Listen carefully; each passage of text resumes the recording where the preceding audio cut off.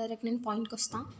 నిన్న మనం మాట్లాడుకున్నాం ఏమని అని అంటే, ఈరోజు అంటే 9/5/2025కి ప్రజాభవన్ దగ్గర మీట్ ఉంటుంది. ఆల్ ఎంహెచ్ఎస్ఆర్పి ఆస్పిరెంట్స్ కలిసి అక్కడికి వెళ్దాం అని చెప్పేసి డిసైడ్ అయ్యారు. రిజల్ట్స్ కోసం ప్రొవిజనల్ లిస్ట్ కోసం అడుగుదామని చెప్పి మనం మాట్లాడుకున్నాం. సో అక్కడ ఏం జరిగిందంటే, మనం చెప్పుకోదగ విషయాలు అంత స్పెషల్గా ఏం జరగలేదు అక్కడ. అధిక సంఖ్యలో ల్యాబ్ టెక్నీషియన్స్ వెళ్ళారనమాట, కాంట్రాక్ట్ ఇంకా నాన్ కాంట్రాక్ట్ వాళ్ళందరూ కలిసి. సో అక్కడ ఏం అడిగారంటే మన వాళ్ళు, 2 months అయిపోతుంది, మాకు ఇంకా ప్రొవిజనల్ లిస్ట్ రాలేదు, జస్ట్ 2 months క్రితం ఫైనల్కి ఇంకా రిజల్ట్స్ ఇచ్చిర్రు అంతే.